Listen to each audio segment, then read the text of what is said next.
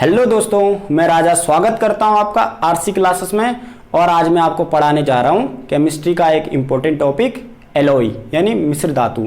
आपको पता है कि ये किसी भी एग्जाम के लिए बहुत ज़्यादा महत्वपूर्ण है। अक्सर यह 1 या 2 नंबर का पूछ लिया जाता है। सबसे पहले मैं आपको पढ़ाऊंगा एलॉय और उसके बाद आपको मैं कुछ इंपॉर्टेंट पॉइंट बताऊंगा। इसमें होंगे अमलगम और साथ साथ एलिमेंट और उनके एटॉमिक नंबर जो एग्जाम में पूछ लिए जाते हैं। तो आइए आज की क्लास शुरू करते हैं।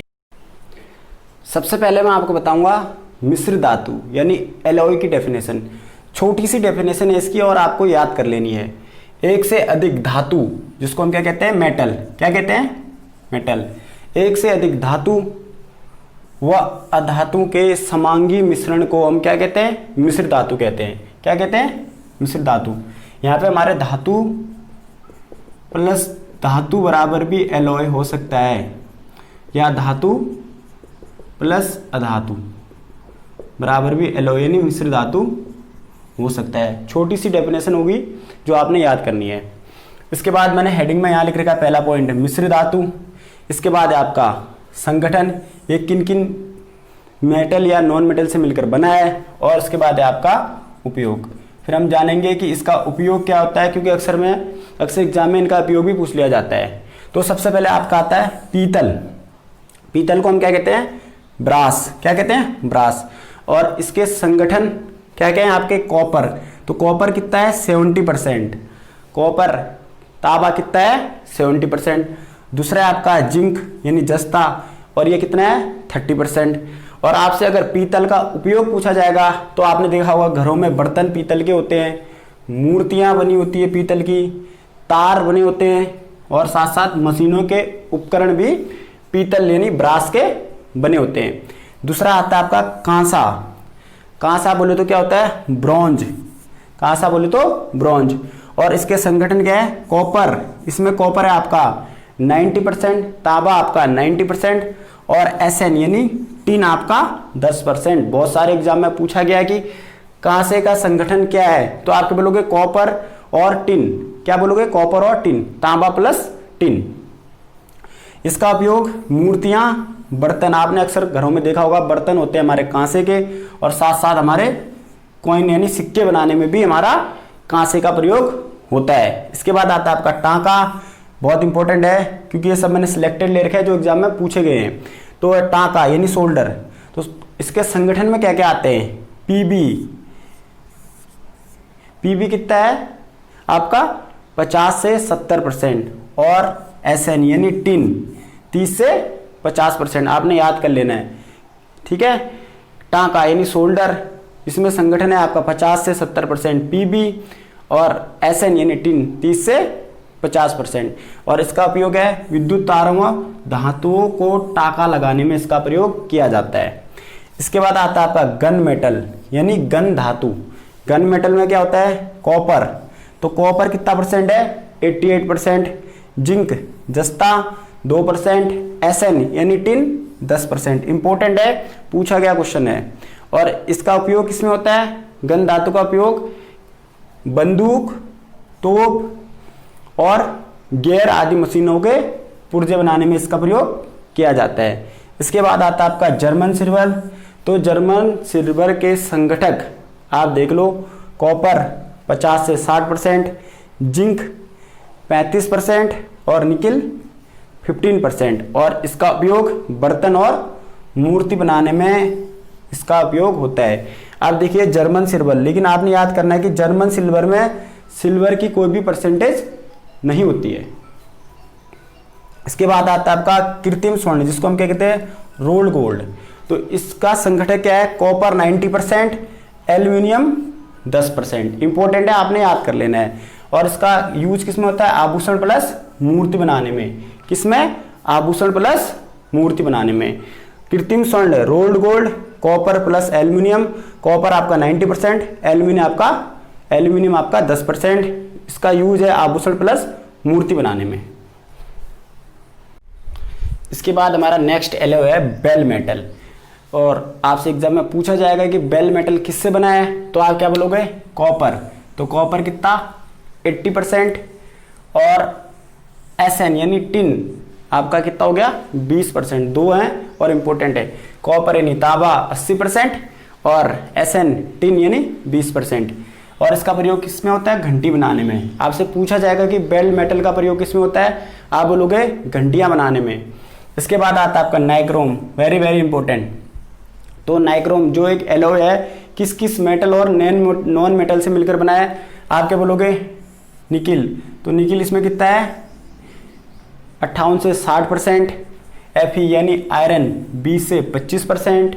और इसके बाद आता है आपका क्रोमियम 8 से 12% और कार्बन आपका 1% और मैग्नीज और भी थोड़ा बहुत इसमें नॉन मेटल और मेटल आते हैं। बस आपको निकिल, आयरन, क्रोमियम और कार्बन याद करने हैं, यही इसमें इंपॉर्टेंट है। और इसका उपयोग बहुत इंपॉर्टेंट है, विद्युत हीटर और विद्युत प्रेस के तार बनाने में प्रयोग होता है। किसका? नाइक्रोम का। बहुत इंपॉर्टेंट है और इसके संगठन भी बहुत इंपॉर्टेंट है। इसके बाद आता है आपका डेल्टा मेटल। तो डेल्टा मेटल किस किस से मिलकर बना है? कॉपर। तो कॉपर कितना? 55%। जिंक यानी जस्ता 40%। Fe आयरन 5% और इसका उपयोग होता है जलयानों के पंखे बनाने में, बहुत सारे एग्जाम में पूछा गया है। इसके बाद आता है आपका इंपॉर्टेंट एक और मैग्नीशियम, बहुत इंपॉर्टेंट है ये एलॉय मैग्नीशियम। तो इसमें सर्वाधिक है एल्यूमिनियम, कितना है आपका? 95%। इसके बाद है आपका मैग्नीशियम Mg 2%, कॉपर और साथ में आयरन, ये आपके दोनों लगभग 3%। और इसका उपयोग वायुयान व जहाज आदि की बॉडी बनाने में। अगर आपसे पूछा जाएगा कि वायुयान और जहाज की बॉडी बनाने में किस एलॉय का यूज होता है, आप क्या बोलोगे? मैग्नीशियम। पूछा गया क्वेश्चन है रेलवे में। इसके बाद है इंपॉर्टेंट एल निको, ये भी इंपॉर्टेंट है एल निको। तो इसमें आयरन होता है 49%, एल्यूमिनियम होता है कितना? 20% और निकल होता है आपका 20%, आयरन 49%, एल्यूमिनियम 20%, निकल 20%, कोबाल्ट 10% और कार्बन 1%। और इसका उपयोग होता है चुंबक बनाने में। अगर आपसे पूछा जाएगा कि चुंबक बनाने में किस मिश्र धातु का उपयोग होता है, आप क्या बोलोगे? एल निको। क्या बोलोगे? एल निको, पूछा गया क्वेश्चन है। इसके बाद आपका डच मेटल। तो डच मेटल का कंपोजिशन क्या है? कॉपर 80% और जिंक 20%। कॉपर यानी तांबा 80%, जिंक बोले तो जस्ता 20% और आर्टिफिशियल ऑर्नामेंट यानी सस्ते आभूषण और मशीनी पुर्जे बनाने में हमारे किसका प्रयोग होता है? डच मेटल का। इसके बाद आता है आपका इंपॉर्टेंट स्टेनलेस स्टील, बहुत ज़्यादा इंपॉर्टेंट है। आपने देखा होगा कि घरों में चाकू वाकू इसी के बने होते हैं। तो Fe यानी आयरन 75%, क्रोमियम 15%, निकिल और मैग्नीज 10% और आपका कार्बन है इसमें 0.1 से 0.25%, बहुत इंपॉर्टेंट है। और अस्पताल के उपकरण और घरेलू बर्तन, चाकू इत्यादि बनाने में हमारा किसका प्रयोग होता है? स्टेनलेस स्टील का उपयोग होता है। इसके बाद हमारा नेक्स्ट एलॉय यानी मिश्र धातु है मोनल मेटल। कौन सा मेटल? मोनल मेटल। तो अगर आपसे एग्जाम में पूछा जाएगा कि मोनल मेटल किससे बना है, तो आप क्या बोलोगे? कॉपर। तो कॉपर कितना? 28%, निकिल आपका 70% और आयरन यानी Fe 2%। और अगर आपसे पूछा जाएगा कि मोनल मेटल का उपयोग किस में है, तो आप बोलोगे कंटेनर बनाने में। किस में? कंटेनर बनाने में। इसके बाद इंपॉर्टेंट है ड्यूरालुमिन, बहुत ज़्यादा इंपॉर्टेंट है ड्यूरालुमिन। तो ये किससे मिलकर बना है या इसके संगठक क्या क्या है? एल्यूमिनियम 90%, कॉपर 4%, मैग्नीशियम 0.5% और आपका मैग्नीज 0.5%। और इसका उपयोग होता है वायुयान और प्रेशर कुकर बनाने में या किचन सामग्री बनाने में। नेक्स्ट और लास्ट है जो बहुत ज़्यादा इंपॉर्टेंट है, बहुत सारे एग्जाम में पूछा गया है, वेरी इंपॉर्टेंट, मुंज मेटल। तो मुंज मेटल किससे बना है?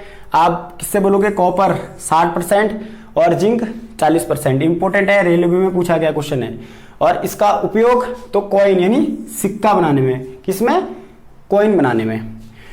तो दोस्तों इसी के साथ एलॉय यहीं पे समाप्त होता है। अब आपको मैं कुछ इंपॉर्टेंट पॉइंट बताऊंगा जो आपको याद कर लेने हैं, क्योंकि ये इंपॉर्टेंट है और साथ में एग्जाम में पूछे गए क्वेश्चन है। अब एक छोटी सी डेफिनेशन है अमलगम की। क्योंकि इंपॉर्टेंट पॉइंट है। तो अगर अमलगम की डेफिनेशन या अमलगम किसे कहते हैं, तो पारे के साथ किसी अन्य धातु यानी मेटल या धातुओं का मिश्रण हमारा क्या कहलाता है, अमलगम कहलाता है। आप समझ सकते हैं कि पारा प्लस कोई भी अदर मेटल, तो हमारा वो क्या हो जाएगा, अमलगम। पूछा गया क्वेश्चन है तब मैंने आपको बता दिया है। जैसे मैंने इधर पे लिख रखा पारा, टीन, चांदी प्लस जिंक, कोई भी अगर इनसे मिलकर एक मिश्र धातु बनती है तो हमारे क्या कहलाता है, मिश्र धातु कहलाती है, या वो अमलगम कहलाता है। जैसे मैंने क्या बोला आपको, पारे के साथ किसी अन्य धातु का मिश्रण क्या कहलाता है, अमलगम। जैसे अगर हमने पारा के साथ चांदी मिला लिया तो हम क्या करते हैं, उसको धातुओं की भराई में यूज करते हैं। अगर हमने पारा के साथ चांदी मिला लिया तो ये अमलगम बन गया, और इसका उपयोग हमारा धातों की भराई में होगा। और ऐसे इसमें इंपॉर्टेंट पॉइंट ये भी है, पारा क्या है, लोहे यानी आयरन के साथ अमलगम नहीं बनाता है। इंपॉर्टेंट है क्योंकि क्वेश्चन पूछा गया था कि जो हमारा ये पारा है किसके साथ अमलगम नहीं बनाता है, तो आप क्या बोलोगे, आयरन के साथ। इसलिए हम पारे को किस में रखते हैं, आयरन के बर्तनों में रखते हैं। बहुत ज़्यादा इंपॉर्टेंट है। और मैंने यहाँ पे कुछ इंपॉर्टेंट पॉइंट लिख रखे हैं जो सिंबल हैं और उनके एटॉमिक नंबर यानी परमाणु संख्या है, क्योंकि एग्जाम में ये भी पूछ लिया जाता है। सबसे पहले आपका W, ये सिंबल है तो किसका है, टंगस्टन का। किसका, टंगस्टन का। और इसका एटॉमिक नंबर 74। दूसरा आपका PB जिसको हम क्या कहते हैं, लेड यानी सीसा। नंबर, एटॉमिक नंबर यानी परमाणु संख्या 82। इसके बाद आपका U, और U से क्या है, यूरेनियम, और इसका परमाणु संख्या 92। बहुत सारे एग्जाम में पूछा गया है कि यूरेनियम का परमाणु संख्या कितना है, आप बोलोगे 92। इसके बाद आपका कॉपर का परमाणु संख्या कितना है आपका, 29। बहुत सारे एग्जाम में पूछा गया है। Ag सिंबल किसका है, सिल्वर का, परमाणु संख्या 47। इसके बाद है आपका Au सिंबल किसका है, गोल्ड का, और परमाणु संख्या कितनी है इसकी, 79। बहुत ज़्यादा इंपॉर्टेंट है। इसके बाद Hg, आपको पता है Hg बहुत ज़्यादा इंपॉर्टेंट है। और Hg जिसको हम कहते हैं मरकरी, और इसका एटॉमिक नंबर 80 Hg। तो दोस्तों इसी के साथ आज की क्लास यहीं पे हमारी समाप्त होती है। आज मैंने आपको केमिस्ट्री का एक इम्पोर्टेंट टॉपिक एलॉय पढ़ा दिया है, और साथ में आपको मैंने कुछ इंपॉर्टेंट पॉइंट भी बताए जिसमें अमलगम और साथ साथ कुछ एलिमेंट और उनके एटॉमिक नंबर भी शामिल थे। तो दोस्तों इसी के साथ आज की क्लास यहीं पे समाप्त होती है। अगर आपको हमारे टॉपिक और हमारा चैनल पसंद आता है तो ज़्यादा से ज़्यादा हमारे चैनल को शेयर करें, सब्सक्राइब करें, लाइक करें, कमेंट करें, और आप अपने सुझाव हमारे कमेंट सेक्शन में दे सकते हैं। तो दोस्तों मिलते हैं नेक्स्ट क्लास में बहुत जल्द। तब तक के लिए जय हिंद।